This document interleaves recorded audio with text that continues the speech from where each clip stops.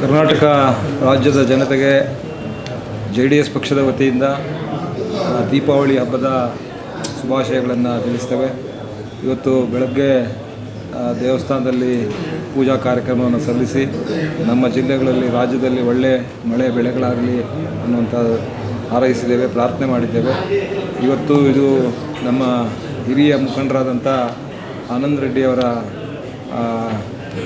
ಖಾಸಗಿ ಕಾರ್ಯಕ್ರಮದಲ್ಲಿ ನಾವೆಲ್ಲರೂ ಕೂಡ ಪಕ್ಷದ ನಮ್ಮ ಕರ್ನಾಟಕ ರಾಜ್ಯದ ಯುವ ಘಟಕದ ಅಧ್ಯಕ್ಷರಾದಂಥ ನಿಖಿಲ್ ಕುಮಾರಸ್ವಾಮಿ ಅವರ ಆದಿಯಾಗಿ ಮತ್ತು ನಮ್ಮ ಸಂಸದರ ಆದಿಯಾಗಿ ಮತ್ತು ನಮ್ಮ ವಿಧಾನ ಪರಿಷತ್ನ ಸದಸ್ಯರಾದಂಥ ಗೋವಿಂದರಾಜಣ್ಣವರು, ಎಲ್ಲ ಪಕ್ಷದ ಕಿರಿಯ ಮುಖಂಡರು ಎಲ್ಲರೂ ಕೂಡ ಈ ಕಾರ್ಯಕ್ರಮಕ್ಕೆ ಆಗಮಿಸಿದ್ದೀವಿ.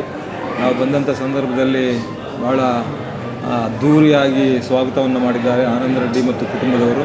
ಹಾಗಾಗಿ ಆ ಕುಟುಂಬದ ಸದಸ್ಯರೆಲ್ಲರಿಗೂ ಕೂಡ ನಾವು ಋಣಿಯಾಗಿರ್ತೇವೆ. ಯಾಕೆಂದರೆ ಇದು ಪಕ್ಷದ ಕಾರ್ಯಕ್ರಮಕ್ಕಿಂತಲೂ ಖಾಸಗಿ ಕಾರ್ಯಕ್ರಮ. ಹಾಗಾಗಿ ಖಾಸಗಿ ಕಾರ್ಯಕ್ರಮದಲ್ಲಿ ನಾವೆಲ್ಲರ ಅವರ ಹಿತೈಷಿಗಳು, ಬಂಧು ಬಳಗ ಎಲ್ಲರೂ ಕೂಡ ಈ ಕಾರ್ಯಕ್ರಮದಲ್ಲಿ ಭಾಗವಹಿಸ್ತೀವಿ. ಹಾಗಾಗಿ ಅವ್ರಿಗೂ ಕೂಡ ಒಳ್ಳೆಯದಾಗಲಿ ಅಂತ ಶುಭ ಹಾರೈಸ್ತೀವಿ.